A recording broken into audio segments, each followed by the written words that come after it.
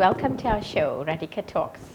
Today we have a very distinguished guest, Dr. Raj Singh, specialist dermatologist in private practice and the director of Midlands Laser Clinic. Dr. Singh, welcome to our show, Radhika Talks. Thank you, Radhika. Thanks for having me on your show. It's a real pleasure. Now, Dr. Singh, you have a very distinguished career. You are a qualified dermatologist and you also made some foray into cosmetology. Tell us a little bit about your journey thus far. Yes, dermatology, as you're aware, is the study of the skin, the hair, the nails. But as with any speciality, especially in medicine, it is evolving. And more people want to get into cosmetic dermatology. So I have a very special interest in cosmetic dermatology. That is my forte at the moment. Now, Dr. Singh, you've been instrumental in introducing many unique medical procedures in the world of dermatology and cosmetology. Tell us a little bit more about these unique procedures. Well, apart from the normal cosmetology that we do, like Botox, fillers, etc., we're using the enhancing the lasers. And lasers has been used for everything. Previously, lasers was only used for hair removal, but now we're doing laser liposuction. We also do lasers for snoring, lasers for anti-aging procedures, also lasers for gynecology. So we're just enhancing the use of lasers and using the latest technology available. Dr. Singh, what has been the most common request of procedures from your patients thus far? And I understand you run a very thriving practice in Pietermaritzburg and Durban, but surely there must be one procedure that you get a lot of requests for. Well, basically the two most popular procedures is hair removal and liposuction. As you understand, more and more ladies want to have this figure-hugging clothing and want to look good in summer. So liposuction is basically the most common procedure that we see that people are asking for. And now with the latest techniques that we use, it has become relatively affordable, especially with the modern techniques. Now, is liposuction the procedure for us ladies that have the famous love handles and the famous muffin tops with jeans? So is that the go-to procedure that we would all have to go? Yes, that is the procedure, but we don't only restrict ourselves to the love handles. We also do the abdomen or the stomach. We do the love handles. We do the inner thighs. We do the outer thighs. Special requests like the knees, the arms, the chin, and especially unique to South Africa because of ARV medication, they develop a buffalo hump on the back of the neck, and we also do the buffalo hump. So we have some liposuction is very versatile, but there's a few criteria which people have to meet. It's not for the very obese, so people generally must be below 90 kilograms of weight, and then they generally do very well. And the procedure itself, just take me, I'm very curious to know, because we all ladies, want a little bit of jumping the queue and, not having to go to gym. So is it a day procedure? Yes, it is a day procedure. What has happened is that the dermatology world has really changed. We had a very famous dermatologist by the name of Jeffrey Klein, and he invented a very special type of anesthetic which is known as tumescent anesthetic. And it has really revolutionized the entire liposuction, whereby we pump in about 2 to 3 liters of fluid.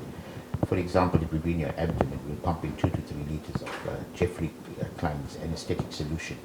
And that anesthetizes the whole abdomen, and then we laser it. So it's not unusual for people to come in early in the morning. They have the procedure, they go home, and they can be back to work in the next 2 to 3 days. Previously, if you needed the traditional liposuction, which some surgeons do and which plastic surgeons do, it meant hospitalization, huge theater costs, general anesthetic. But now with the laser liposuction, most of these costs are totally alleviated, and it's an absolutely simple procedure, provided the person who's doing it is quite well experienced. So just correct me if I'm wrong, I would be able to get a procedure and go back to work after 1 week happily without my colleagues knowing what I've been up to. Just clarify that for me. Yes and no. What happens is when you go back to work, ideally people do the procedure generally on a Tuesday or a Thursday. And because we pump in so much of fluid, so it takes a few days for the fluid to ooze out and for the fluid to settle. So about within 2 to 3 days, some people go to work almost the next day because you don't really feel ill. But 2 to 3 days, you may just have that slightly bloated feeling. And once nature starts absorbing the fluid from the abdomen or fluid from the side that has been had the liposuction done, and people can be back to normal. Only thing we tell them not to use figure-hugging clothing. They should use traditionally loose clothing. For example, if you're a lady, we'll ask you to use a maxi, or we'll ask you to use maybe a caftan or something. And if you're a man, we'll ask you to use maybe a tracksuit, etc., so that nobody really knows you had a procedure. But it has really and truly made life very comfortable. I didn't realize that that was a procedure requested by men as well. Yes, men have special requests. The most common request for men is a male breast. We call this a condition in medicine known as gynecomastia. Okay. And despite various gymming procedures, etc., they do develop this male breast. And that's the most common procedure requested by men, then followed by the abdomen.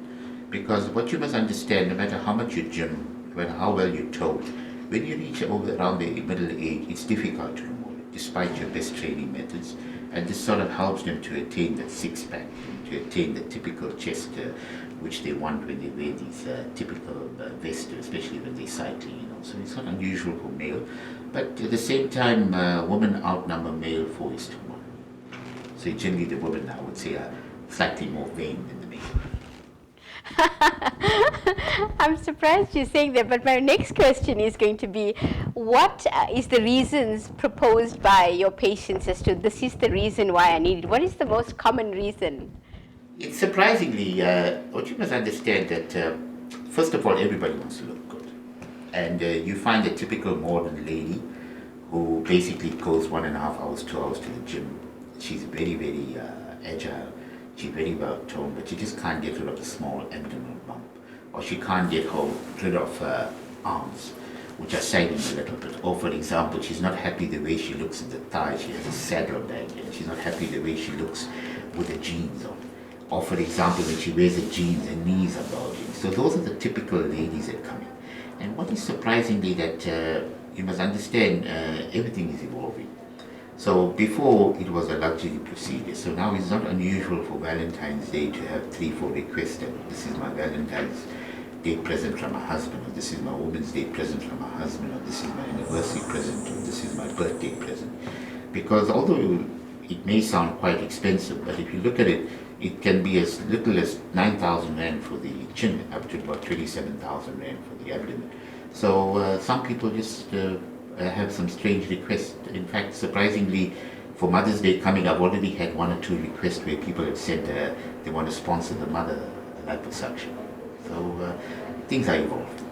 So it's not more going to be roses and rings and earrings. It's going to be liposuctions, Botox and fillers in the very near future. Well, that's very interesting to know. Who would have thought? Yes, what you must understand is that people, they want to look good, so why not? People's disposable income is increasing, and as people getting older, they want to be very conscious of their health, and everybody wants to. So it's not only the lasers that make you look good; the liposuction helps them, and so what the gym can't do, we can help them to enhance it and maybe fasten the appropriate figure that they wish to achieve. Interesting. And what I want to know is, do you feel that once your patients have had the procedure, you feel a difference with your patients? Does that accomplish anything other than the aesthetics of their body? Yes, have a lot of self-confidence. What you must understand is that these people who I would say they're relative introverts, where they shouldn't want to go out because everyone's going to talk about how thick their arms are and how their legs are bulging, and all of a sudden when they this new somebody, and all you've done is just taken maybe 2-3 kilograms of fat. As we said, it's not a weight loss program, it's a body sculpturing program. So we sculpture the body, and all of a sudden these people develop this confidence. So the introvert becomes an extrovert. They want you to go out. They dress up, I would say, less conservatively. They use more appropriate clothing rather than trying to use clothing just to hide everything. So you do get the self-confidence. So not only you treating aesthetically, but you're treating them psychologically, whereby their self-confidence, self-esteem, etc. improves. And it's amazing because the husband will phone and tell you, what did you do to my wife? Now she wants to go to Mauritius, and she never wanted to go to Mauritius and wear bathing suit. So there's a lot of pluses apart from the aesthetic view. Well, that's very good to know because people will think it's just a beauty procedure, but it enhances so much more for a woman or anybody that for that matter.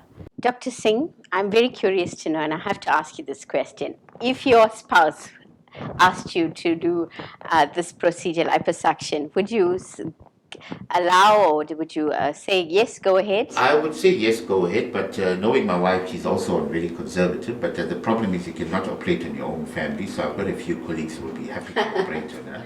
But I would definitely tell her to go, but she's only 59 kilos, so she always believes that she doesn't need the procedure. But if she needs it, why not? I mean, I always believe if it's good enough for me to do, it's good enough for me, any of the family members to undergo it. Okay, well said. And before we end off, I'm just curious to know as well, how does a medical doctor end up writing a book called Love Has No Boundaries? It's a long story. I'm basically married to an Indian. I'm not married to a South African. Okay. And everybody expected me to bring a Bollywood superstar. I brought a very ordinary doctor from India because we studied together. And so I said, what if I had to marry a Bollywood superstar? So that's why I said love has no boundaries, where a South African person marries an Indian person. So that's how it came about. Oh, that's a lovely story. But- Really one for the grandchildren. Yes, it was something like that, but that's what inspired me to do it, because obviously you go to a Bollywood star, she's not even going to look at you. She'll say, oh, you're just another one of my fans. So if you had to approach it, how would you have approached it? Dr. Singh, thank you for joining us on Radhika Talks. I've actually learned quite a bit, and I'm sure all our viewers out there are going to, read up a little bit more because there's a procedure that's so accessible, as opposed to how it was previously. But we want to thank you for taking the time to come and educate us about your medical procedure. Yeah, it's really a pleasure. And they can also watch it on my website. You have a website? I've got a website, www.skinndoctor.co.za, and they can watch it on the website because there's a link to YouTube where they can watch it. Awesome. Thank you once again, Dr. Singh. It's been a pleasure having you on our show.